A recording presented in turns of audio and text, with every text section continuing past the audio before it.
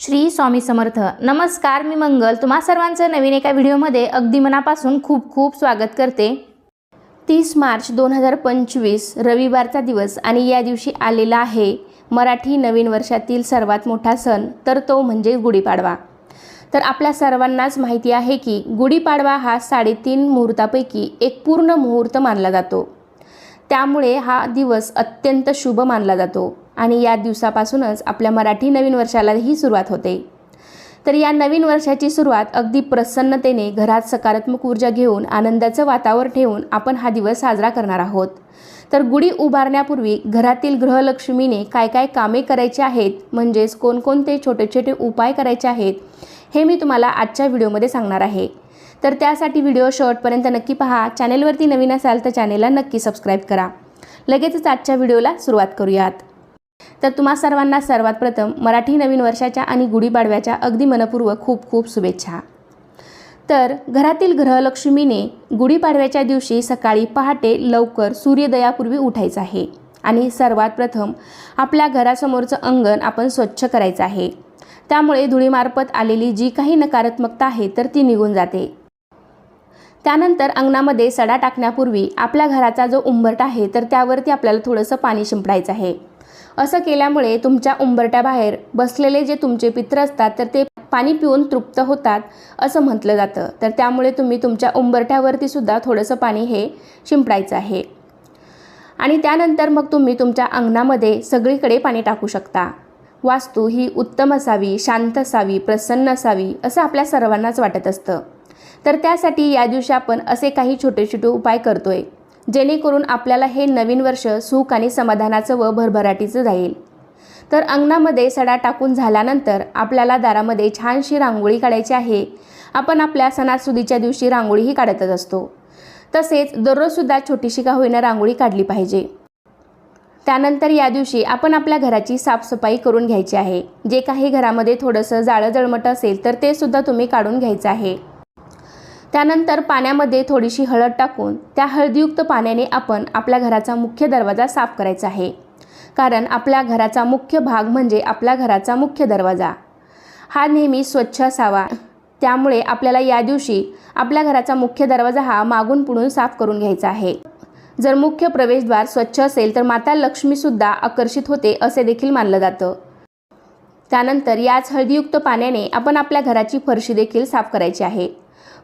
फरशी पुसताना पाण्यामध्ये थोडीशी हळद टाकली तर आपल्या घरामध्ये जी काही नकारात्मकता आहे तर ती निघून जायला मदत होते. त्यामुळे तुम्ही कधीही फरशी पुसताना त्या पाण्यामध्ये थोडंसं खडे मीठ आणि हळद ही नक्कीच टाकायची आहे.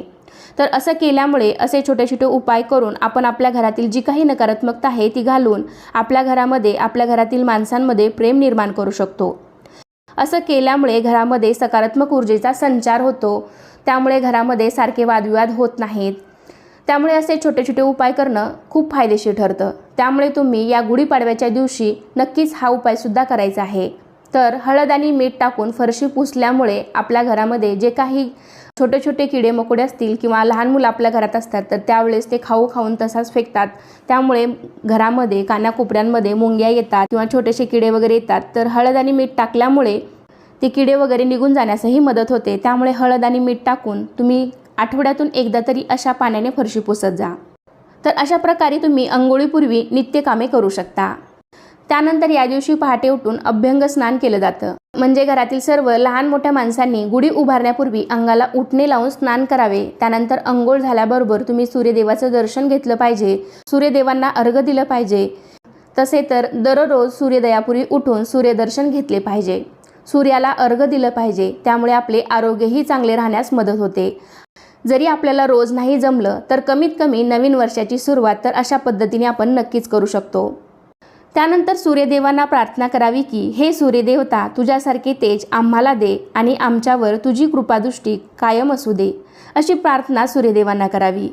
जो व्यक्ती रोज सूर्याची उपासना करतो त्याला आरोग्य, ऐश्वर्य आणि तेजाची प्राप्ती होते असे मानले जाते. तर या गुढीपाडव्याच्या शुभ दिवशी तुम्ही सूर्यदर्शन घेऊन नक्कीच या दिवसाची सुरुवात करू शकता.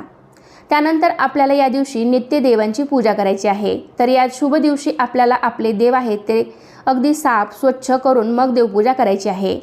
तर या गुढीपाडव्याच्या शुभ मुहूर्तावर जर तुम्हाला घरामध्ये एखादी देवाची वस्तू किंवा देवाची मूर्ती खरेदी करायची असेल तर तुम्ही या शुभ मुहूर्तावर नक्कीच खरेदी करू शकता, कारण हा दिवस खूप शुभ मानला जातो. त्यामध्ये तुम्ही श्रीयंत्र किंवा स्वामी समर्थ महाराजांची मूर्ती किंवा गणपतीचा चांदीचा शिक्का किंवा गणपतीची चांदीची मूर्ती असं काहीही तुम्ही या दिवशी खरेदी करू शकता आणि याच दिवशी तुम्ही त्याची स्थापनासुद्धा तुमच्या देवघरामध्ये करू शकता. त्याचबरोबर देवपूजा झाल्यावरती आपण आपल्या घरामध्ये धूप दीप लावायचा आहे. यामुळे आपल्या घरातील वातावरण प्रसन्न होतं. घंटानाद करायचा आहे. घंटानाद केल्यामुळे घरामधील जी काही नकारात्मकता आहे तर ती निघून जाते. त्यामुळे तुमची देवपूजा झाल्यावर दररोजसुद्धा घंटानाद नक्की करत जा. गुढीपाडव्याच्या दिवशी आपल्या मराठी नवीन वर्षाची सुरुवात होते. तर नवीन वर्षाची सुरुवात ही आपण तर अशा पद्धतीने नक्कीच करू शकता. तर या शुभ दिवशी आपल्याला घरात आनंदाचे वातावरण ठेवायचे आहे. घरामध्ये भांडणे, क्लेश, वादविवाद या दिवशी आपल्याला टाळायचे आहेत. त्यामुळे येणारे पुढचे दिवस म्हणजे हे नवीन वर्ष तुम्ही आनंदाने सुखासमाधाने घालवू शकाल. तसेच या शुभ दिवशी तुम्हाला कोणत्याही वस्तू खरेदी करायच्या असतील किंवा कोणत्याही कार्याची सुरुवात करायची असेल तर हा दिवस उत्तम दिवस आहे. या दिवशी मुहूर्त पाहण्याची गरज नाही. त्यामुळे या दिवसापासून तुमच्या कार्याला तुम्ही नक्कीच सुरुवात करू शकता किंवा नवीन व्यवसाय सुरू करू शकता. तर असे काही छोटे छोटे उपाय केल्याने आपल्या घरामध्ये बरकत निर्माण होते. जर या दिवशी घरातील गृहलक्ष्मीने हे उपाय केले तर घरातील नकारात्मक ऊर्जा निघून जाते व सकारात्मक ऊर्जेचा संचार आपल्या घरामध्ये होतो. त्यामुळे घरातील वातावरण अतिशय पवित्र होतं. कारण गुढीपाडवा म्हणजे जे काही रुसवे, फुगवे, राग, द्वेष हे सर्व मागे टाकून गुढीपाडव्यापासून आपण नव्या वर्षाची सुरुवात आनंदाने, उत्साहाने, नव्या जोमाने करायची आहे. देवपूजा केल्यानंतर तुळशीची सुद्धा यथासांगाशी पूजा करून घ्यायची आहे. सध्याच्या धक्काधक्कीच्या जीवनामध्ये आपल्याला मानसिक ताण खूप असतो, जो इतर कशानेही घालवता येत नाही. त्यासाठी घरातील गृहलक्ष्मीने असे काही छोटे छोटे उपाय केले तर मनाला जो काही मिळणारा आनंद, प्रसन्नता, समाधान हे सर्व तुम्हाला या सर्व गोष्टीमुळे मिळेल. मी म्हणणार नाही की या सर्व उपायाने तुम्हाला लाखो करोडो रुपये मिळतील, पण आपल्या घरामध्ये जी काही सकारात्मकता येते, जी काही पॉझिटिव्हिटी येते तीच या आपल्या घरामध्ये लाख मोलाची असते. तर या सगळ्या चांगल्या गोष्टीमुळे आपलं आयुष्य अगदी सुखकर होऊन जातं. आपण आपला मुख्य दरवाजा तर स्वच्छ केलेला आहे. आपली आंघोळ झाल्यावरती मुख्य दरवाजावरती ओल्या गंधाने स्वस्तिक काढायचं आहे, कारण स्वस्तिक हे शुभचिन्ह मानलं जातं. सर्व देवी देवतांचा वास या स्वस्तिकमध्ये असतो. त्यामुळे स्वस्तिक या दिवशी दरवाजावरती नक्की काढायचं आहे. स्वस्तिक हे नेहमी अनामिकेने काढायचे असते. हे शुभचिन्ह जर तुम्ही या दिवशी दरवाजावरती काढलं तर जी काही आजूबाजूने येणारी नकारात्मकता आहे तर ती नष्ट होते. त्यामुळे आपल्याला मुख्य दरवाजावरती स्वस्तिक हे काढायचं आहे. त्यानंतर सर्वात महत्त्वाचं म्हणजे आपल्या घराचा उंबरठा. प्रत्येक घराला उंबरठा असलाच पाहिजे आणि तो शक्यतो लाकडाचा असावा. या शुभ दिवशी तुम्हाला उंबरठ्यावरती हळदीचे लेपन हे करायचेच आहे.